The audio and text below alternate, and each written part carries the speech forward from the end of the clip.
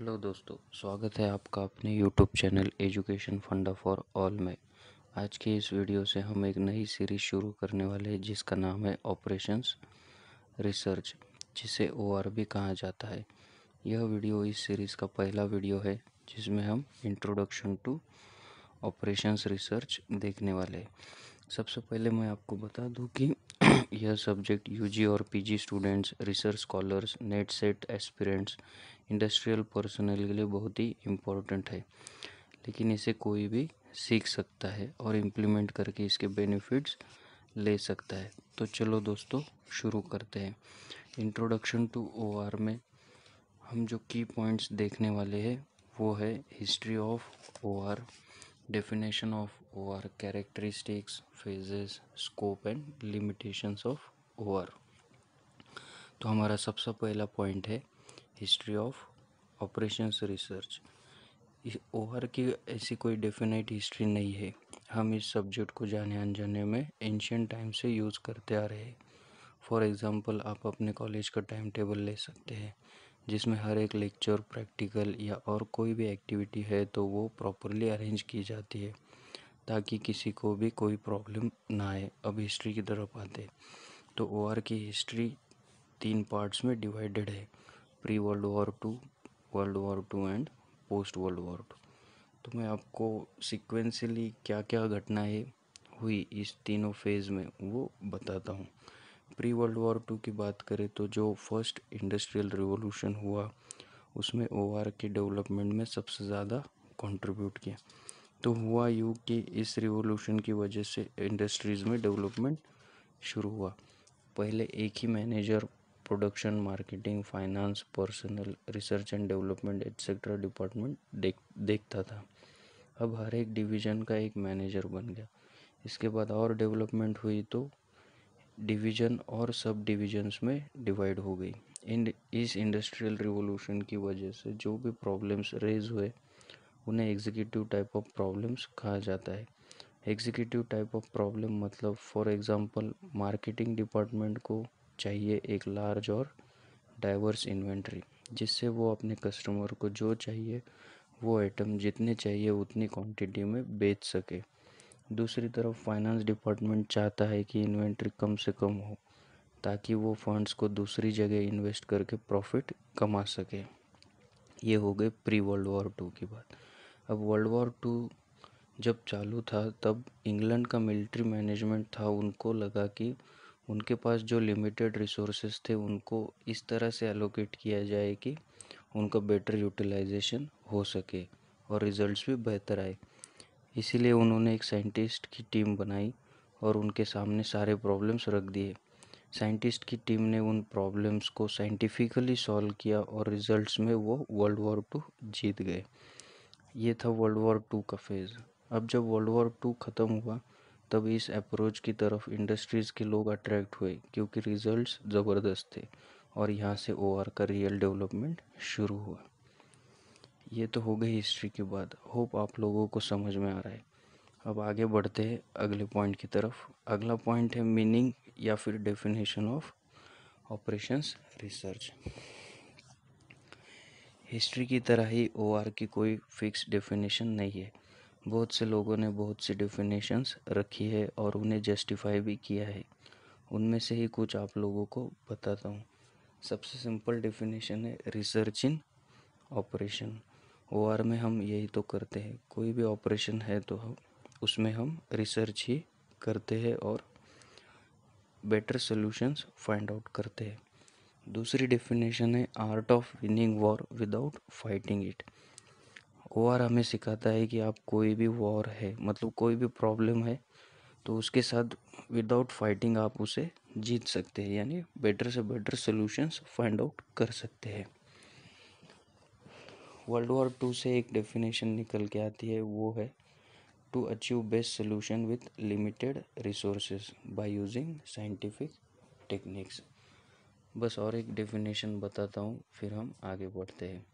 तो डेफिनेशन है find optimum solution with in operation of system using scientific tools and techniques.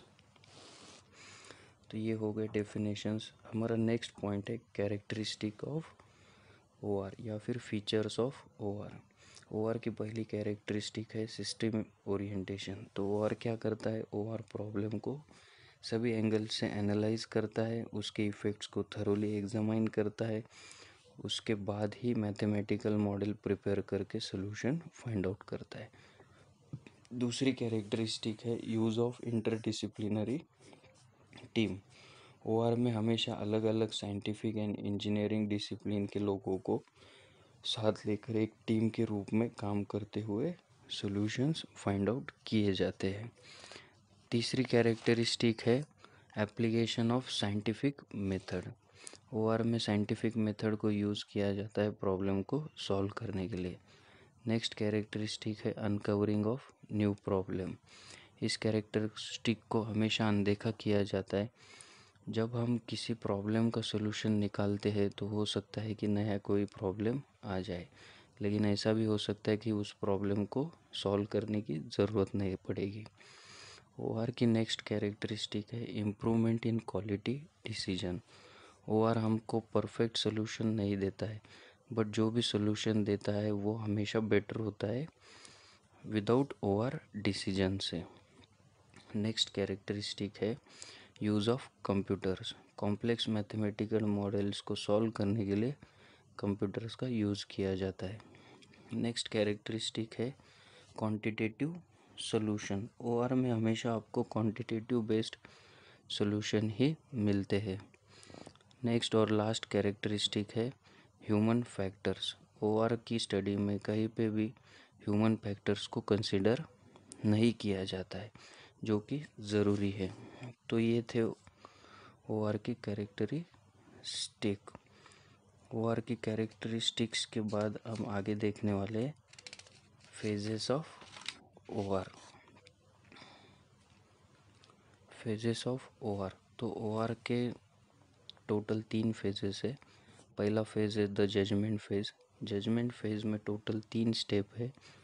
First step में problem को determine करके उसके ऑब्जेक्टिव्स एंड वैल्यूज़ को डिटरमाइन करते हैं जो कि प्रॉब्लम से एसोसिएटेड होते हैं। सेकेंड स्टेप में एक मेजर ऑफ इफ़ेक्टिवनेस आइडेंटिफाई करना होता है जो कि मॉडल के सक्सेस को रिप्रेजेंट कर सके। और लास्ट स्टेप में प्रॉब्लम को फॉर्मुलेट करना होता है with respect to objective. OR का सेकेंड फेज़ है द रिसर्च फेज़।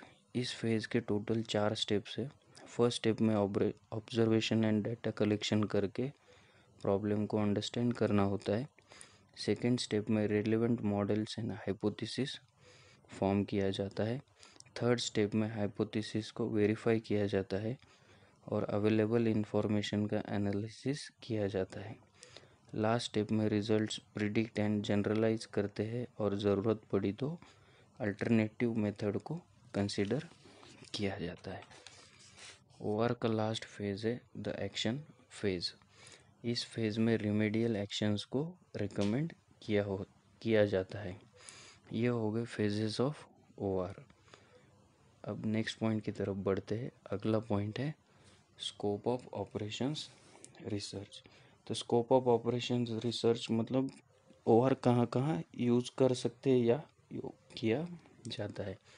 OR को इंडस्ट्रीज़ में, डिफेंस में, प्लानिंग में, एग्रीकल्चर में या फिर पब्लिक यूटिलिटीज़ में यूज़ किया जाते हैं।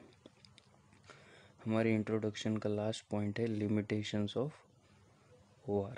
OR का पहला लिमिटेशन है qualitative factors are not considered. OR में हमेशा क्वांटिटेटिव अप्रोच होता है, क्वालिटी को कंसिडर नहीं किया जाता है। सेकेंड लिमिटेशन है specific category of problems. OR हमेशा स्पेसिफिक कैटेगरी ऑफ प्रॉब्लम्स को ही डील करता है। लास्ट लिमिटेशन है रेजिस्टेंस फ्रॉम एम्प्लॉयज़। तो ये हो सकता है कि जब भी हम OR को इम्प्लीमेंट करना चाहें तो एम्प्लॉयज़ रेजिस्टेंस क्रिएट कर सकते हैं। इसी के साथ हम आज का topic introduction to OR conclude करते हैं। आशा करता हूँ आपको वीडियो पसंद आई होगी। प्लीज़ अपने इस चैनल को सब्सक्राइब कीजिए और ज़्यादा से ज़्यादा शेयर कीजिए। Thank you very much.